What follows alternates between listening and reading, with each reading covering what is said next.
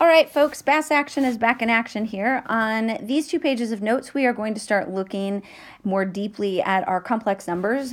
Those would be our numbers that are working with our eyes, they're imaginary numbers. So we're going to do some more intense work with those on these pages of notes. So let's jump into our first one and just start reviewing some basic Algebra 2 skills related to our imaginary numbers. So if we are asked to simplify or rationalize, remember simplify means get rid of all of our parentheses. So if we are asked to simplify this first problem, what we want to do is expand this by foiling, just as you would do in Algebra 1. So we would say 15, and then we'd have plus 30i plus our 3i plus our 6i squared. Now, we're not quite done because we'll, of course, have our 15, and then we need to combine these two imaginary numbers to give us our 33i. And then we have to remember that I squared actually equals a -1. So this last part could actually be written like that. Now, oftentimes we'll do this in our head, but that does allow us to continue simplifying these numbers a little bit more and pulling those together. And we would actually end up with a 9 plus 33i. And that would be our final simplified answer there. As we move on to our next one, first thing that we want to notice on this is that this problem was written this way to call your attention to the fact that each of these binomials look exactly the same with the exception of their sign in the middle. As we get down into the next section, we'll refer to these as complex conjugates. But let's go ahead and multiply these. Let's FOIL these out and see what happens. When we FOIL these out, following the same thing we did in the last problem, we'll have a 9 and we'll have plus a 3 square root of 2i and then minus a 3 square root of 2i and minus a 2i squared. Now, how did I get that 2i squared? Don't forget that it was simply because the square root of 2 times the square root of 2 will cancel itself out. What we can see is that these i's and the radicals in the middle, or both those terms in the middle, will cancel themselves out. So we can write this problem as 9 minus 2, and of course that I gets replaced with a -1, so we end up with an 11. So what's unique about this is that when we FOIL our complex conjugates, the imaginary portion disappears. Now the reason that's important is that when we get to our fractions, we need to remember on our last example here that we don't leave imaginary numbers in the denominator, just like we don't leave radicals in the denominator. So we can eliminate this by multiplying the top and bottom by that complex conjugate. Now, that means that what we're going to have to do is we're going to actually have to FOIL the numerator and we'll have to FOIL the denominator. Now, at this point, I'm going to start skipping a few steps and simplifying things a little bit for us.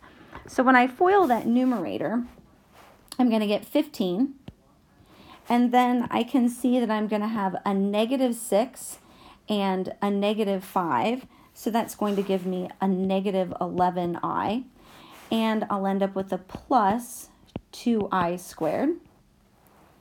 In the denominator, I know my middle two terms are going to drop out, so I'm just going to write the end. So I'm going to have a 25, and I'm going to have a minus 4i squared. Of course, I know that those i's are going to simplify, so the ending of the numerator is actually going to become a -2, and the denominator is actually going to become a plus 4. So when I go to write this final answer, I'm going to actually have 13 minus 11i over a 29. Now you'll often see this broken down between what we call the real and the imaginary portion. And when I have that, I'm going to break it down and it's going to look like this. 13 over 29 minus 11i over 29. And they like to see it this way, and this is not uncommon, because this is our real portion and this is the imaginary portion.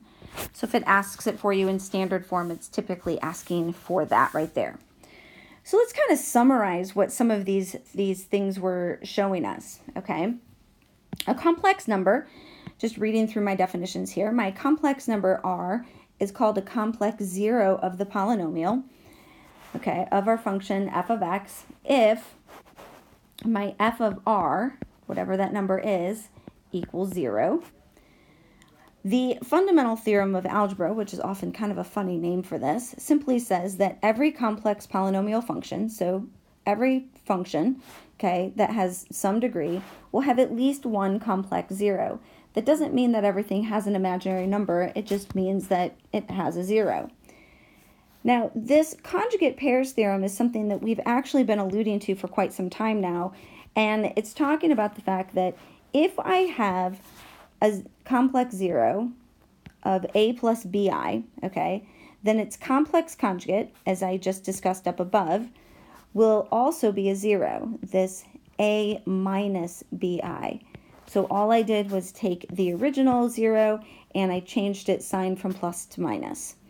Now where that becomes important is this conjugate pairs theorem, this corollary, okay? So it's just a corollary for our other, and that simply means, if you don't remember from geometry, a little mini theorem that logically follows. And what that's going to tell us is that a polynomial function that has an odd degree, that has real coefficients, okay, will have at least one real zero. Now what that's actually telling us, what that really translates in our world, is that it's going to cross the x-axis, meaning that odd functions can't have all imaginary solutions. They have to have a real solution in there somewhere. Okay, now let's just jump into an example here, working with our imaginary numbers, and then we'll do some more intense work on the next page. All right, if I'm given that a x minus 3 is a factor of this polynomial, then it wants us to factor and find all the zeros and sketch a graph. So if I'm going to do that, the first thing I'm going to do is I'm going to jump into my synthetic division. As we talked about before, I like to write the exponents up top, 3, 2, 1, 0. I'm going to fill in my coefficients, 2, negative 5, negative 1, negative 5, negative 3. As I always like to mark those out when I'm done. I'm going to do my synthetic division with a 3. So now I'm going to add, I get a 6, I'm going to add, I get a 1, I get a 3, I get a 2, I get a 6, I get a 1, I get a 3, I get a 0, which is exactly what I wanted. Now, from here, if I wanted to try to jump into some other ideas, I could, but what I really want you to start to recognize is that these are the coefficients of a new polynomial, a reduced polynomial, and this is going to actually factor by grouping. So let's write this new polynomial with its reduced coefficients. So I'm going to have a 2x cubed plus an x squared plus a 2x plus a 1. I'm going to start factoring this by grouping. I'm going to factor out my x squared, and I'm going to get a 2x plus a 1. I'm going to factor out a positive 1 and get a 2x plus 1. Now I'm going to factor out a 2x plus 1, and I'm left with an x squared plus 1.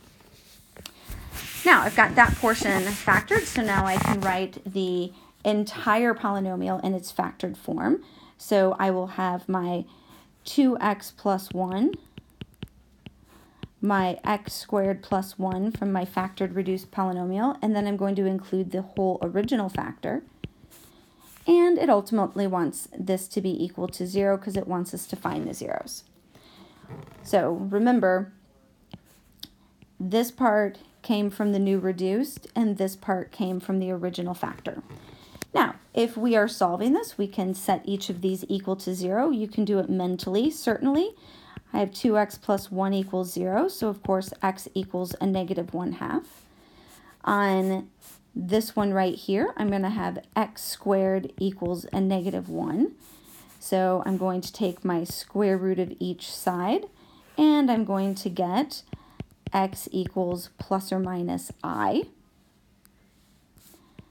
Put a box around that last one. And lastly, I will have x equals 3. Now, using all of those, I can quick do a little sketch of this graph. If I want to do a quick sketch of this graph, what I'm going to do here is I'm going to put my zeros on my graph. So I have a 0 of a 3. I have a 0 of my -1/2. It's an even function with a positive leading coefficient, so these are both going to go up. I can see from the original function that my y-intercept is a -3. So I'm going to come down. At some point I'm going to turn and I'm going to go up. And that's all I've got.